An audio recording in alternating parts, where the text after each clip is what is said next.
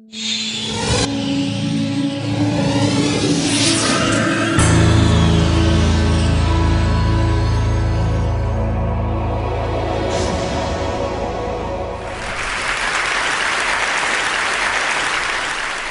like to take you to another world, and I'd like to share a 45-year-old love story with the poor living on less than $1 a day. I went to a very elitist, snobbish, expensive education in India, and that almost destroyed me. I was all set to be a diplomat, teacher, doctor, all laid out. I don't look it, but I was the Indian national squash champion for 3 years. The whole world was laid out for me. Everything was on my feet. Could do nothing wrong. And then I thought, out of curiosity, I'd like to go and live and work and just see what a village is like. So in 1965, I went to what was called the worst Bihar famine in India, and I saw starvation, death, people dying of hunger for the first time. Changed my life. Came back home, told my mother, I like to live and work in a village. Mother went into a coma. What is this? The whole world is laid out for you, the best jobs are laying out for you, and you want to go and work in a village? I mean, is there something wrong with you? I said, no, I've got the best education, it made me think, and I wanted to give something back in my own way. What do you want to do in a village? No job, no money, no security, no prospect. I said, I want to live and dig wells for 5 years.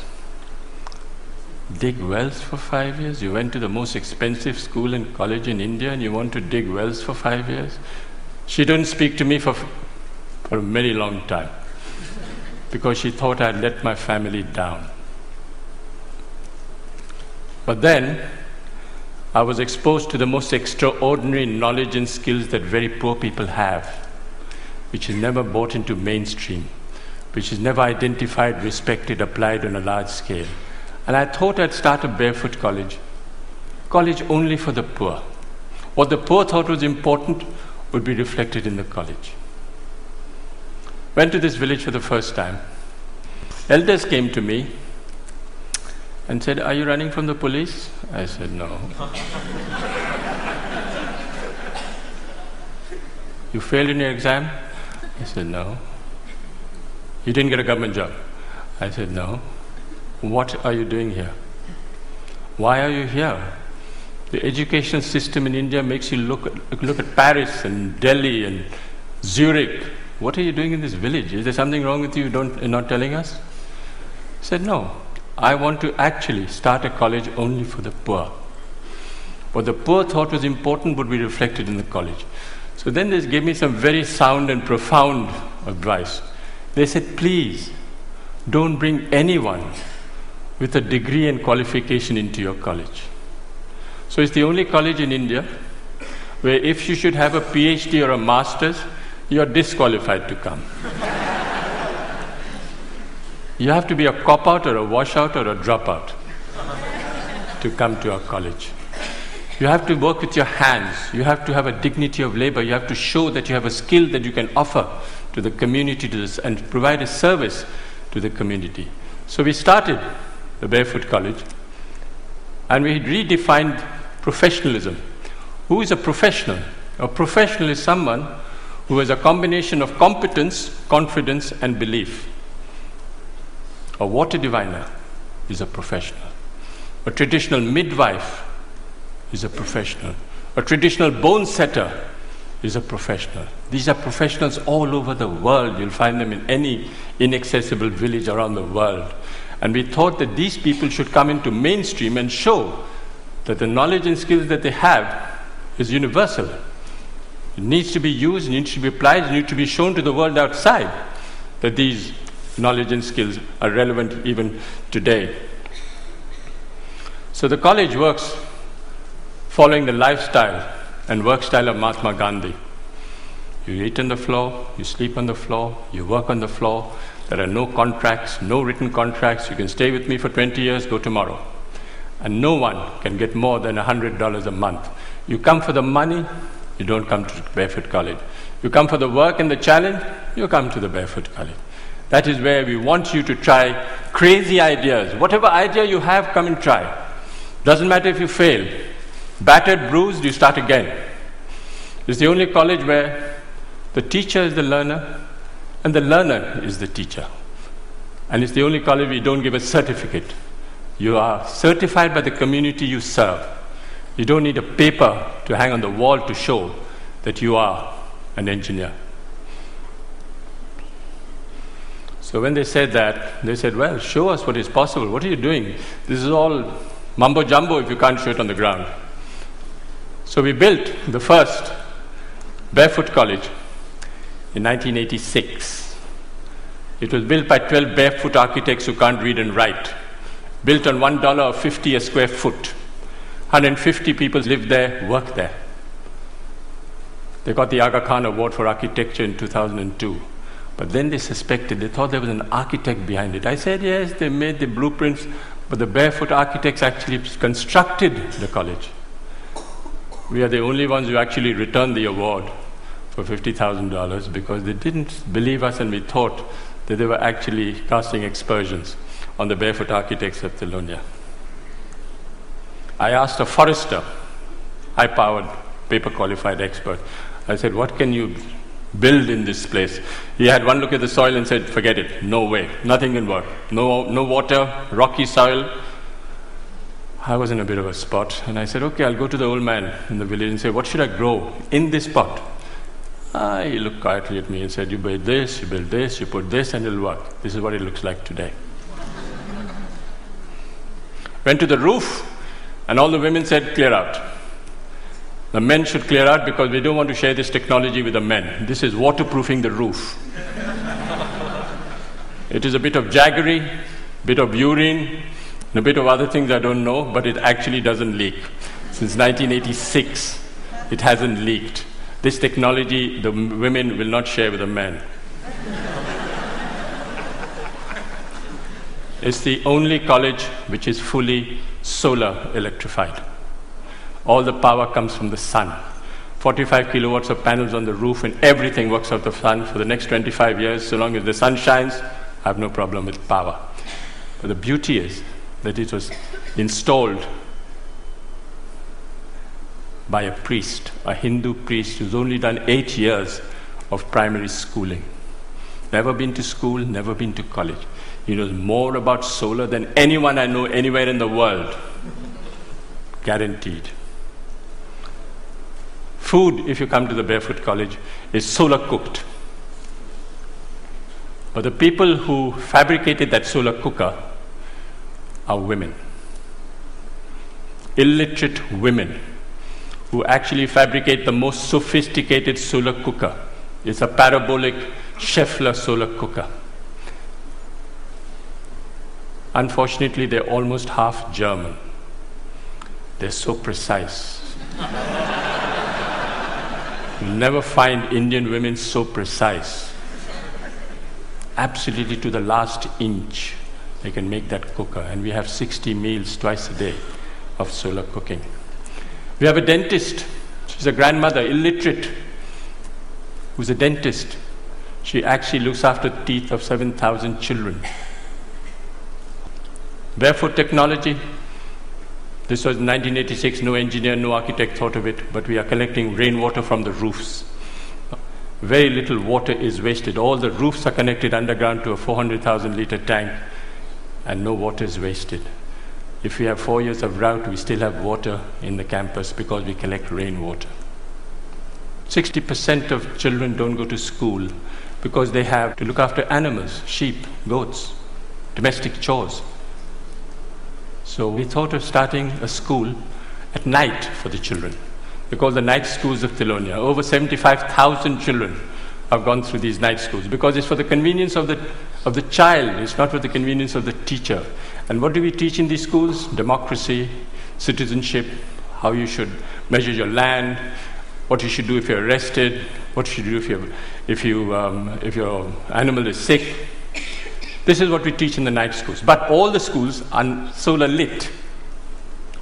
Every 5 years, we have an election between 6 to 14-year-old children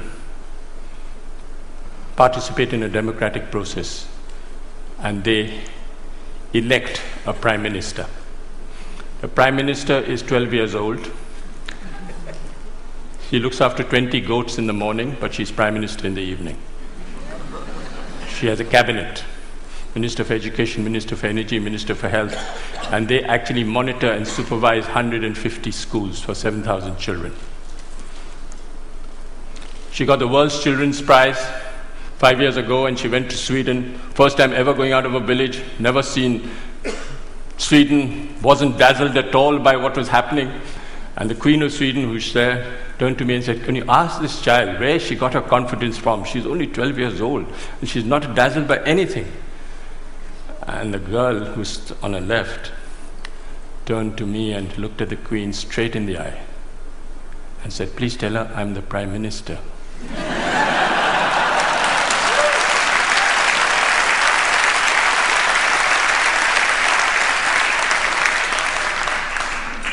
Where the percentage of illiteracy is very high, we use puppetry. Puppet is the way we communicate.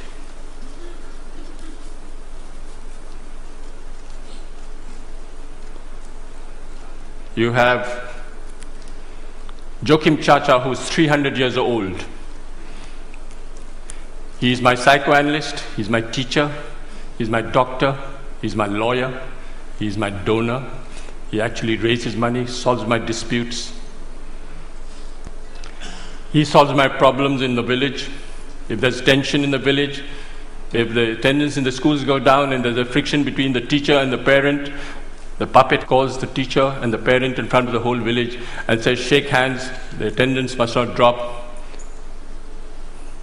These puppets are made out of recycled World Bank reports.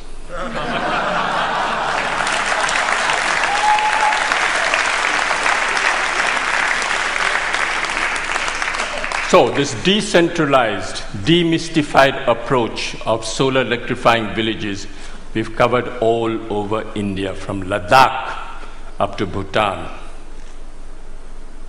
All solar electrified villages by people who have been trained. When we went to Ladakh and we asked this woman, at minus 40 you have to come out of the roof because there's no place, it's all snowed up on both sides.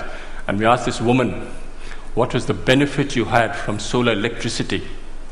And she thought for a minute and said, "It's the first time I can see my husband's face in winter."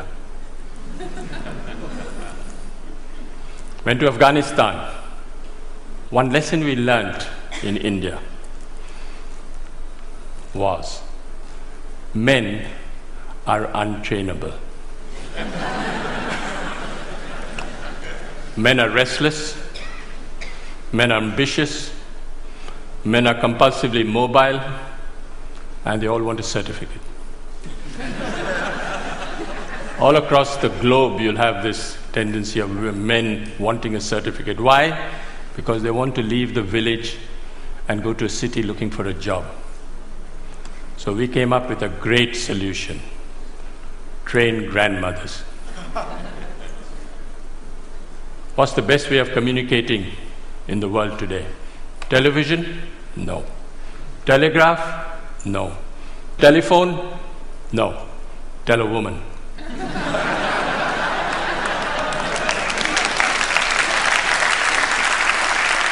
So we went to Afghanistan for the first time. And we picked 3 women and said, we want to take them to India. They said, impossible. They don't even go out of their rooms and you want to take them to India. I said, I'll make a concession, I'll take the husbands along as well. So I took the husbands along. Of course, the women were much more intelligent than the men. In 6 months, how do we train these women? Sign language. You don't use the written word. You don't use the spoken word. You use sign language. And in 6 months, they can become solar engineers. They go back and solar electrify their own village.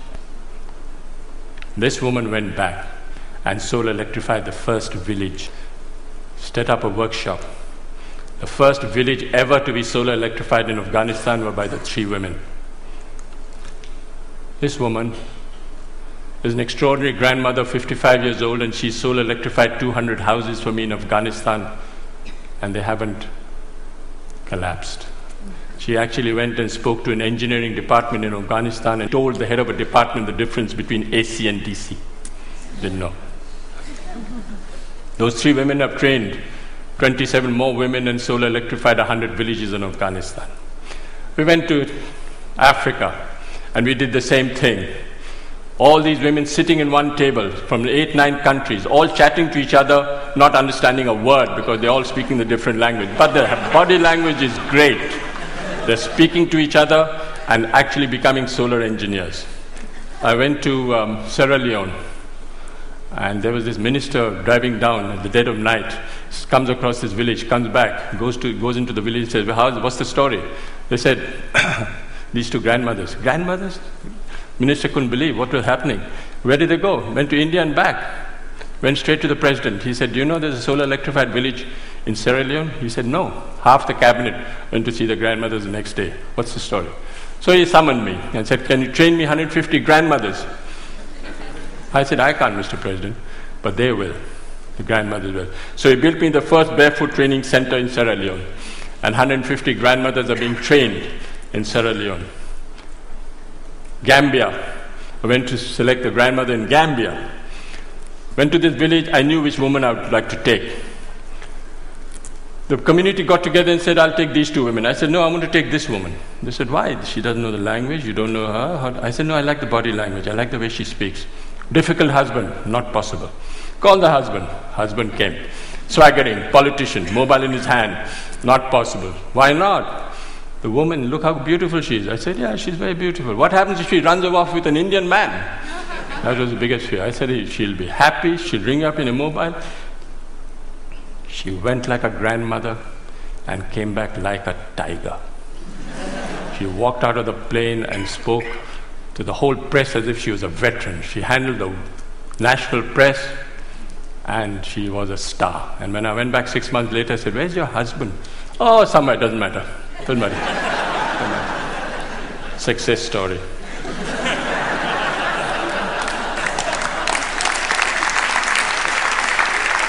I'll just wind up by saying that I think you don't have to look for solutions outside. Look for solutions within and listen to people. They have the solutions in front of you. They're all over the world. Don't even worry. Don't listen to the World Bank. Listen to the people on the ground. They have all the solutions in the world. I'll end with a quotation by Mahatma Gandhi. First they ignore you, then they laugh at you, then they fight you, and then you win. Thank you.